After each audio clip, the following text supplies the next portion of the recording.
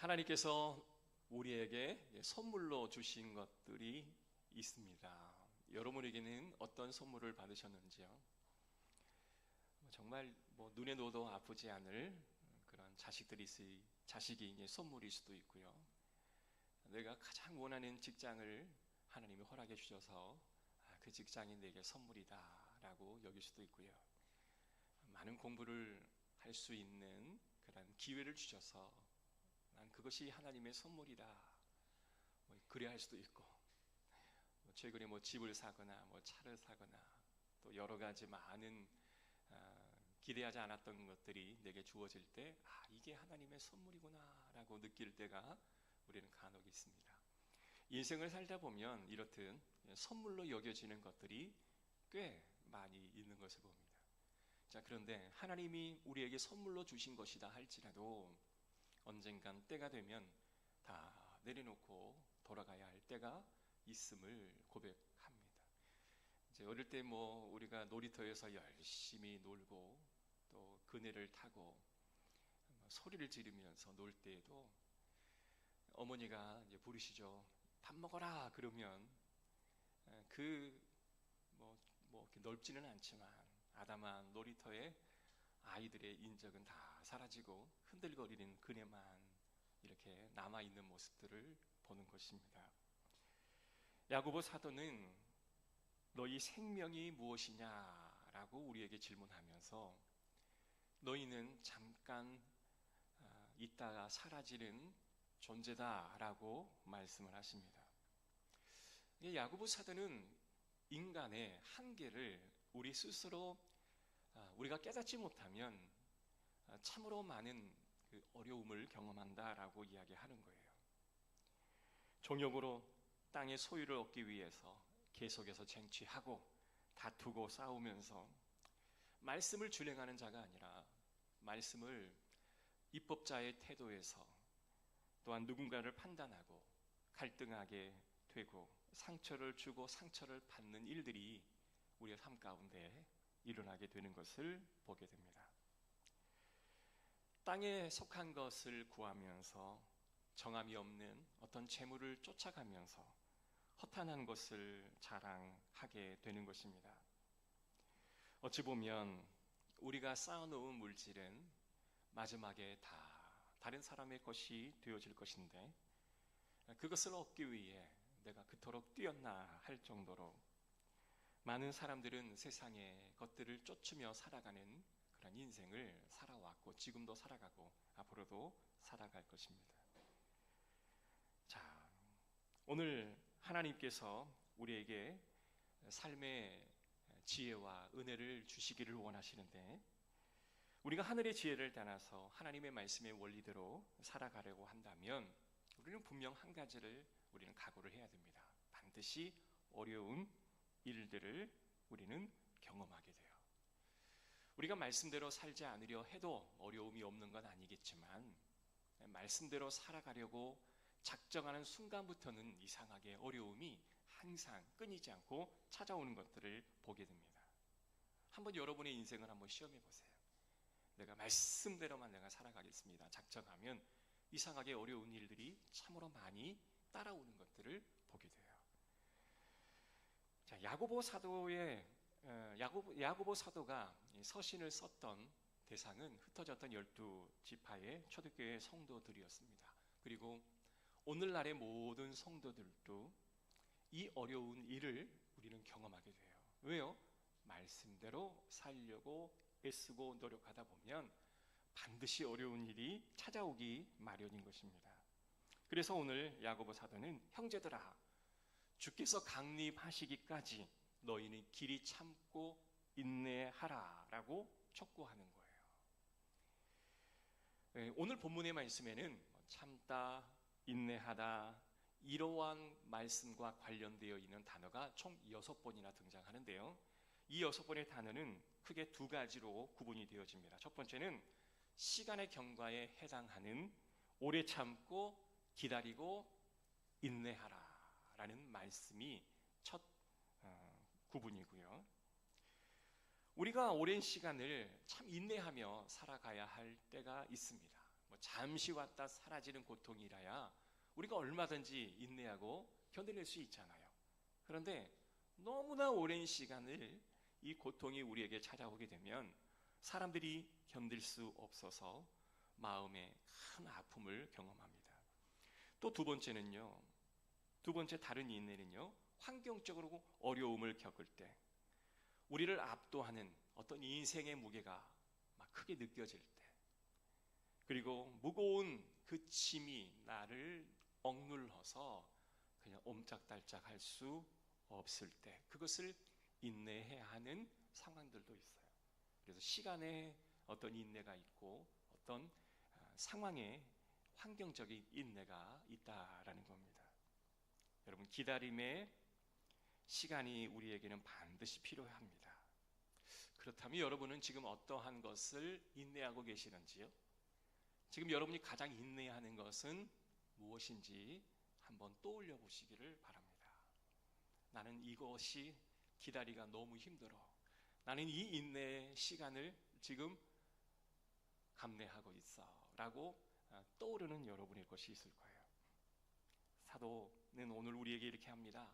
길이 참으라. 그리고 마음을 굳게 하고 견뎌내고 인내하라. 이렇게 우리에게 도전하고 있는 말씀을 들으시기를 주의 이름으로 축복합니다. 우리는 이 땅에서 살아가면서 왜 인내의 가치, 왜 인내가 필요할까? 오늘 야고보 사도는 초반부터요, 너희가 여러 가지 시험을 만나거든 온전히 기뻐하라 라고 권면을 합니다. 여러분, 시험을 만났는데 오히려 기뻐하라 라고 말하는 이유는 뭘까요? 이것은 너희의 믿음의 시련이 인내를 만들어냄을 아노라. 인내는 너희로 온전히 구비하여 조금도 부족함이 없게 할 것이다 라고 이야기하는 거예요. 여러분, 인생을 살아가면서 마주하는 여러 가지 시험과 또한 여러 가지 많은 아픔 속에서 우리가 기뻐할 수 있는 것은 그 시련 속에서 하나님은 우리를 붙드시고, 그리고 그 붙드심으로 우리가 그 시험을 통과할 때에 우리는 이전과는 상상할 수 없는 강해진 우리의 마음을 우리는 갖게 될 것이 분명하기 때문에 그렇습니다. 그래서 시련을 통과한 자는요, 점처럼 넘어지지를 않더라고요. 작은 일에 쉽게 넘어졌던 사람도요, 시련의 인내, 시간적으로 인내를 경험하고 환경적으로 어려운 일들을 경험하다 보면 그냥 좀처럼 작은 시험거리야 그냥 아무렇지 않게 넘어가는 경우를 보게 돼요. 여러분, 이러한 인내에 아주 단단한 그런 내심을 하나님께서 주신 것을 우리는 기뻐하고 감사해야 될 줄로 믿습니다. 저와 여러분을 정금과 같이 아주 강하게 단련시키실 것을 여러분, 우리가 믿고 주님 앞에 감사합시다. 히브리서 기자도 히브리서 11장의 말씀 보면 인생의 순례길을 꼭 인생에 비유하고 있는 모습을 보게 돼요. 우리가 푯대를 향하여 뛰어갈 때 결승점을 바라보며 뛰어가지만 그 과정에서 있는 적지 않는 많은 어려운 일들이 너희에게 반드시 주어질 것인데, 너희는 그러할 때에도 인내하면서 마지막까지 그 경주를 완수하면 믿음의 아름다운 열매가 너희에게 임할 것이다 라고 이야기합니다.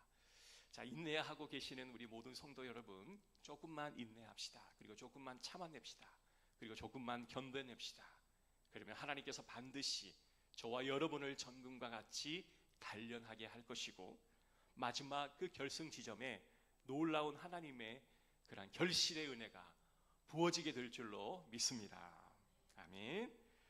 오늘 사도는 야고보서 5장에 이 인내의 모범을 세 가지로 우리에게 소개를 하고 있습니다. 제가 짧게 이 세 가지를 소개할 텐데요. 첫 번째는 농부의 비유입니다. 우리 7절 다 같이 한번 읽어볼게요. 시작. 그러므로 형제들아, 주께서 강림하시기까지 길이 참으라. 보라, 농부가 땅에서 나는 귀한 열매를 바라고 길이 참아 이른 비와 늦은 비를 기다리나니.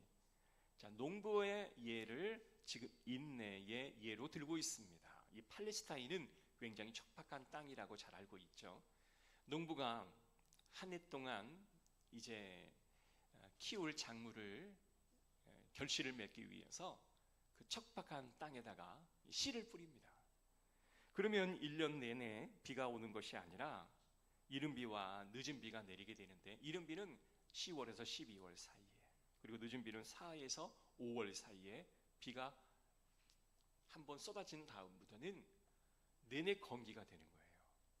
여러분, 씨를 뿌려놓고 그 씨에 우미 트고 자라나는데, 그 자라나는 씨가 점점 막 자라나서 잎이 풍성해지고 열매를 맺힐 준비를 한다면 농부의 마음은 기쁘겠지만, 조금 우미 트고 자라다가 바짝 말라버리는 작물을 바라보는 이 농부의 마음이 어떨까요? 막 이 작물이 타들어가는 것처럼 이 농부의 마음도 바짝바짝 타들어가지 않겠습니까? 이 메마른 땅, 이 갈라진 대지를 바라보는 마음, 이 마음이 현실의 어려운 상황들을 살아가고 있는 우리 모든 성도들의 마음과 같다라고 비유를 들면서, 너희들은 무엇을 기다려야 하느냐? 이른 비와 늦은 비를 기다리라 라고 이야기합니다. 농부는 아침에 농토로 나가서 하늘을 바라보지 않겠습니까? 자, 엊그제까지 비가 막 억수로 막 쏟아졌죠. 저는 비가 오는 날이면 참 좋아해요. 이 비가 오면 온 대지가 싱그럽잖아요. 그리고 비가 온 다음에 하늘을 보거나 저 산을 한번 봐보십시오. 모든 먼지와 모든 공해가 다 사라지고 그냥 영롱한 그 햇빛과 그 햇빛에 빛나는 그 푸른 잎사귀가 그렇게 마음을 청아하게 할 때가 없는 것 같습니다. 자, 비를 기다리는 농부의 마음이 오늘 인내하는 저와 여러분의 마음이 되어야 한다라고 오늘 사도는 이야기하고 있는 거예요. 사랑하는 성도 여러분, 하나님, 내 인생에 단비가 내리게 하옵소서. 내 인생에 비가 쏟아지되 농부가 이른 비와 늦은 비를 간구하는 마음처럼, 주여, 저도 저의 인생에 이른 비 늦은 비를 간구하오니 그 이른 비가 늦은 비가 올 때까지 인내할 수 있는 기다림을 허락하옵소서. 여러분, 이렇게 기도하시는 저와 여러분 되시기를 주의 이름으로 축복합니다. 아멘. 자, 두 번째로 사도는 우리에게 인내의 모범을 보여주고 있는데, 그것은 바로 선지자의 모범입니다. 9절의 말씀입니다. 시작. 형제들아, 서로 원망하지 말라. 그리하여야 심판을 면하리라. 보라, 심판주가 문 밖에 서 계시니라. 자, 고난을 마주하는 사람들의 태도는 다 다르더라고요. 그런데 보편적으로 고난이 오면 사람들이 흔히 할 수 있는 선택지는 원망하는 겁니다. 이것은 옛사람의 본성을 가지고 있는 사람의 자연스러운 행동이에요. 문제의 원인이 다른 사람과 환경에게 있다라고 스스로 생각을 하는 거예요. 그래서 사람을 탓하고 환경을 탓합니다. 자, 이 모습은 예전에 이스라엘의 백성들의 모습이었습니다. 하나님께서는 모세를 통하여 출애굽하게 하셨습니다. 막 강한 바람을 불게 하셔서 홍해가 갈라지는 은혜를 하나님이 허락해 주셨습니다. 그런데 사흘길을 달려가고 걸어가지만 이 타들어가는 이 목마름을 해결해 줄 물 한 모금을 얻을 수가 없었습니다. 백성들은 원망하죠. 그리고 하늘을 향하여, 지도자를 향하여 토로합니다. 애굽에서 건져주신 은혜가 있었음에도 불구하고 그 은혜를 그냥 어느새 다 잊어버린 사람의 모습처럼 끊임없이 원망을 하는 겁니다. 그런데 거기서 뜻밖의 발견한 물을 그들이 들이켰을 때에 그 물은 아주 쓴 물이었어요. 이게 마라의 쓴물이었죠. 원망이 가득 차 있는 상황에서 겨우 마셨는데 그게 바로 마라의 쓴물이었다고 한다면, 이 원망의 마음은 증폭되어져서 터지고 버리고 말 것입니다. 그런데 이스라엘 마라 쓴물 앞에서 모세가 한 나무를 던져 쓴물을 땀물로 바꾸실 때에 나는 치료하는 하나님 여호와 라파, 이 하나님의 역사를 그들이 만나게 될 것입니다. 여러분, 우리가 원망하면 하나님께서 주시는 이 라파의 은혜를 경험할 수가 없어요. 여러분, 인생의 문 밖에서 나를 감찰하시는 하나님 앞에서 그 순간 원망하는 내 옛 본성을 잠재우고 그때 하나님의 음성으로 감사하시기를 주의 이름으로 축복합니다. 그러면 치료하시는 하나님, 여호와 라파의 하나님을 경험하게 되실 거예요. 우리 인생에 주관하신 하나님을 우리가 바라볼 수만 있다면 우리는 결코 원망하던 나의 습관을 버리고 감사로 전환할 수 있을 줄로 믿습니다. 그래서 10절에 말씀 보면 형제들아, 주의 이름으로 말한 선지자들을 고난과 오랜 참음의 본으로 삼으라. 선지자는 어떠한 사람입니까? 선지자는 말씀을 선포하는 사람이에요. 어떤 말씀입니까? 하나님께서 선지자에게 주신 말씀을 그대로 선포하는 사람입니다. 자, 무엇 하나 가감하거나 빼지 아니하고 그대로 하나님이 주신 말씀을 선포하는 사람이 선지자예요. 자, 그런데 선지자들은 참으로 많은 핍박을 받았습니다. 왜냐하면 선지자는 어때요? 하나님의 말씀을 선포하는 사람이기 때문에 백성들 가운데 듣기 좋은 하나님의 말씀이 아닌 마음을 찌르고 그 폐부를 찌르는 그런 말씀이 선포되어질 때는 싫은 거예요. 그래서 그 말씀을 전하는 선지자에게 온갖 자신의 그 마음의 쓴뿌리를 다 투사하여서 던져버리고 마는 것입니다. 그때부터 선지자들은 고통 가운데, 고난 가운데, 어려움 가운데 들어가는 지점인 거예요. 그래서 눈물의 선지자 예레미야라는 별칭이 만들어진 이유가 바로 그 이유가 아니겠습니까? 이사야는 므낫세가 우상 숭배를 하다가 그것을 하나님의 말씀을 전하다가 이 톱으로 켜서 죽는 그런 순교를 당하기도 하였고요. 말씀을 전하는 이 선지자에게 수치와 모욕을 퍼부어서 그들이 참으로 어려운 일들을 경험하기도 하였다라는 겁니다. 이때 하나님이 말씀하시는 거예요. 인내란 하나님의 말씀을 순전하게 전하다가 당하게 될 그 어려움을 참아내는 선지자의 인내를 너희는 배워야 한다 라고 이야기하는 거예요.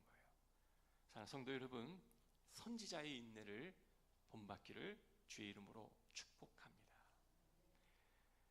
북왕국 이스라엘과 남유다가 아수르와 바벨론에 멸망했을 때에 이 바벨론을 끌려갔던 사람 중에 에스겔은 하나님의 말씀을 끊임없이 전했고요. 패망해버린 남유다를 가슴에 끌어안고 에레미야는 눈물로 밤을 지새웠습니다. 백성들은 그들을 좋아하지 않았어요. 그들을 잡아 가두고 또한 미워하고 그들을 핍박했지만 그들은 마지막까지 하나님이 그에게 해주시는 말씀을 전달하는 것에 사명을 멈추지를 않았어요. 여러분, 이 에레미야가 그리고 에스겔이 주의 선지자들이 당하는 이 어려움을 인내하는 그 인내가 저와 여러분 가운데 있기를 주의 이름으로 축복합니다. 자, 세 번째는 욥의 인내를 너희가 배우라 라고 말합니다. 욥은 인내하는 자의 상징입니까? 저는 이 욥을 바라볼 때 욥은 인내하는 자는 아니었다고 봐요. 그런데 왜 성경은 욥을 지칭하고 욥의 인내를 배우라라고 말하였을까요? 하나님께서 사탄에게 특별한 고난을 주어서 하나님의 말씀대로 살아가는 욥에게 네가 한번 시험해보라. 사탄은 하나님의 허락을 받고 이 욥을 시험할 수 있을 때까지 시험하게 되는 것입니다. 욥은요, 이해할 수가 없었어요. 자신에게 찾아온 정말 이 어려운 일을 인간의 상식으로도 해결할 수 없었고 하나님이 주신 그 지혜를 가지고도 해결할 수 없는 너무나 그냥 모호한 그 상황들이 연속되었습니다. 자신의 심중에 있는 하나님의 선하심, 하나님의 공의로우심이 어찌하여 나 같은 사람을 원수처럼 대할 수 있단 말인가? 이게 이해가 되지 않으니까 어찌할 바를 몰랐던 거예요. 욥은 참 의인이었잖아요. 하나님도 욥의 의인됨을 인정하는 그런 면이 있었습니다. 여러분, 그 의인이라고 말할 수 있는 정도의 사람이라면 여러분 대단한 거 아니겠습니까? 그런데 그런 의인에게 이해할 수 없는 고난이 막 찾아오는 거예요. 내가 이해가 안 되니까 이걸 어떻게 해야 할지도 모르겠고 할 수밖에 없는 게 뭐예요? 욥기 3장 1절의 말씀 보면 그 후에 한번 보실까요? 같이 한번 읽어봅시다. 시작. 그 후에 욥이 입을 열어 자기의 생애를 저주하니라. 욥이 입을 열어 이르되 내가 난 날이 멸망하였더라면 산의 아이를 베었다 하던 그 밤도 그러하였더라면 그날이 캄캄하였더라면 하나님이 위에서 돌아보지 않으셨더라면 빛도 그날을 비추지 않았더라면 어둠과 죽음이 그늘이 그 날을 자기의 것이라 주장하였더라면 구름이 그 위에 덮이었더라면 흑암이 그 날을 덮였더라면. 자, 이 욥기 말씀 3장 1절부터 쭉 기록한 이 고백은 욥이 고백한 솔직한 심정이에요. 야, 내가 차라리 나지 아니하였더라면. 10절에는 이렇게 말합니다. 내 모태의 문을 닫지 아니하여 내 눈으로 환난을 보게 하였음이로다. 내가 이 세상에 나았기에 이 환난을 내가 경험하는구나. 그래야 욥은 자신의 생일을 저주합니다. 자신이 태어난 날을 끔찍이도 고통스러운 날의 시작점이라고 생각을 하는 거예요. 하나님이 나를 원수처럼 대한다. 의인인 욥에게 하나님이 나를 원수로 대한다라는 이 고백은 바뀌어도 너무나 바뀌어버린 상황들이었습니다. 그런데 참으로 얄밉게도 새 친구는 자신도 알 수 없고 친구도 알 수 없는 이 상황의 해석을 친구들이 해주고 있잖아요.